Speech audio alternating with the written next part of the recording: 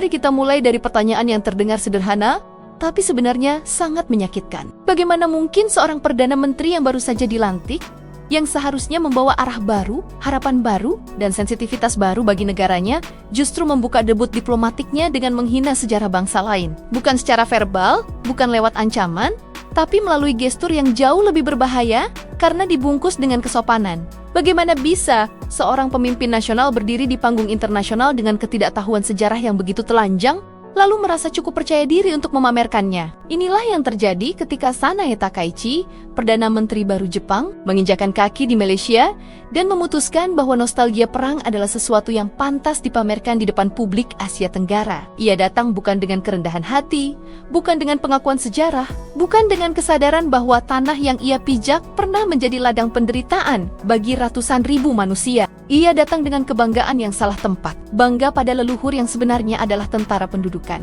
Bangga pada jejak masa lalu yang seharusnya dipelajari sebagai peringatan, bukan dirayakan sebagai warisan kehormatan. Kunjungan Takaichi ke pemakaman tentara Jepang di Kuala Lumpur sebenarnya bisa saja menjadi gestur diplomatik yang netral, bahkan bijak jika dilakukan dengan konteks yang jujur. Tapi disinilah masalahnya.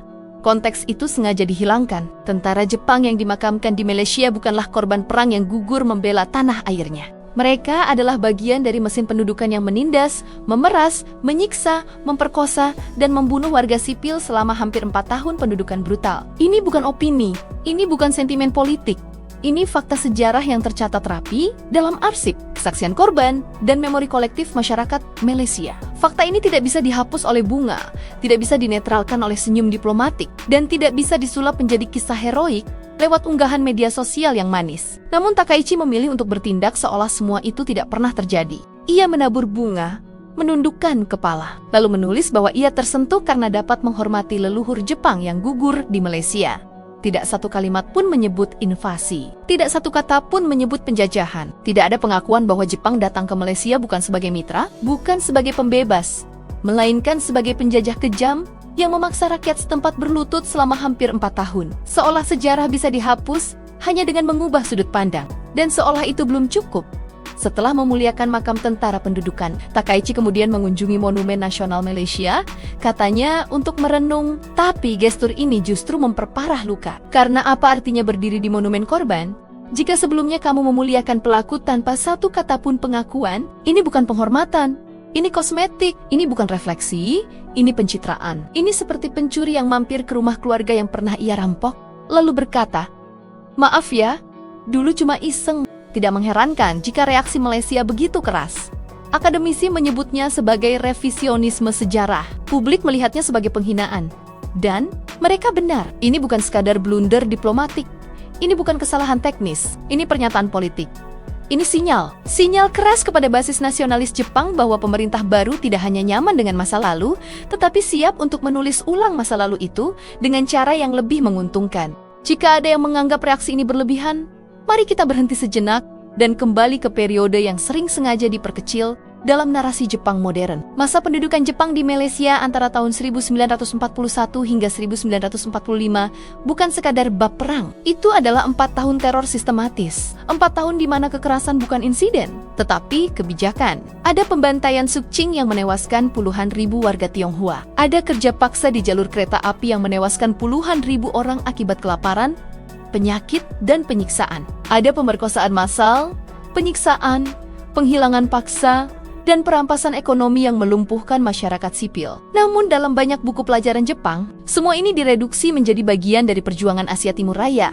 Sebuah frasa yang terdengar heroik, tapi kosong dari penderitaan manusia. Jepang tidak pernah benar-benar menghadapi masa lalunya. Mereka meminta maaf seperlunya, membayar kompensasi seperlunya, lalu bersembunyi di balik kalimat-kalimat diplomatik yang ambigu seperti penderitaan masa perang, tanpa menyebut siapa pelaku dan siapa korban. Mereka tidak mengajarkan detail kekejaman itu secara eksplisit kepada generasi muda. Mereka tidak menempatkan kejahatan perang sebagai inti refleksi nasional. Dan ketika seorang Perdana Menteri baru datang ke Malaysia dengan ketidaktahuan yang begitu terang-terangan, itu bukan kebetulan, itu hasil sistem. Sistem pendidikan dan politik yang nyaman dengan amnesia selektif.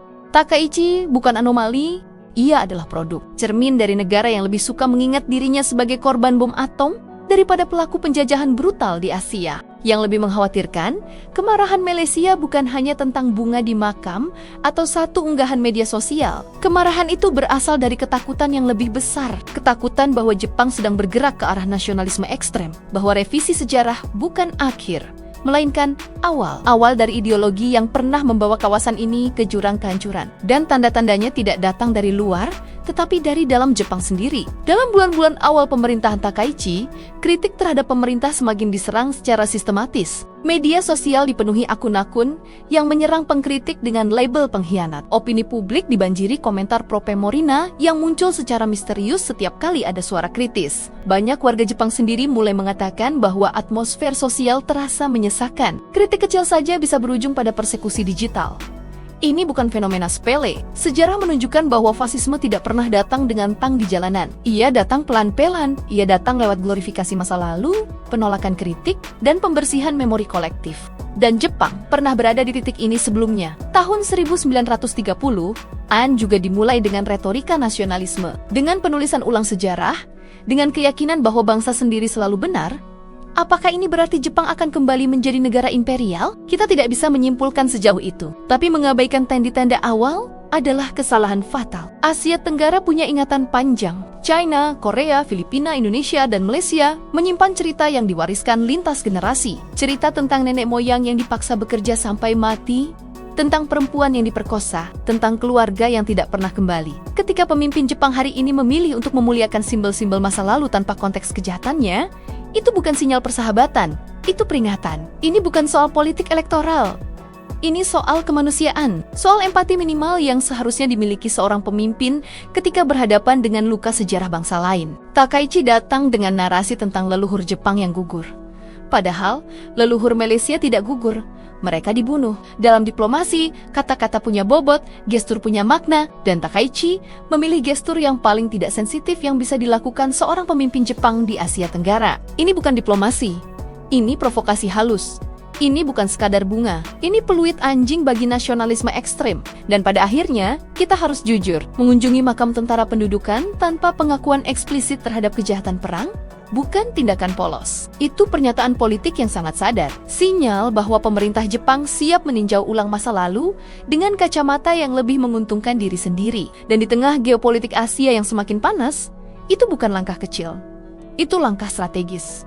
Sejarah tidak pernah benar-benar mati. Ia hanya menunggu saat untuk kembali. Hantu-hantu perang tidak akan diam hanya karena seseorang menabur bunga. Luka yang tidak diakui akan terus berdarah. Dan dunia pernah melihat bagaimana cerita ini berakhir ketika nasionalisme ekstrem dibiarkan tumbuh tanpa kontrol. Jadi pertanyaannya sekarang bukan hanya apakah ini blunder diplomatik atau tidak. Pertanyaannya adalah, apakah kita akan belajar dari sejarah atau mengulanginya? Karena satu hal yang pasti, masa lalu tidak akan pernah hilang hanya karena seorang Perdana Menteri memilih untuk mengabaikannya.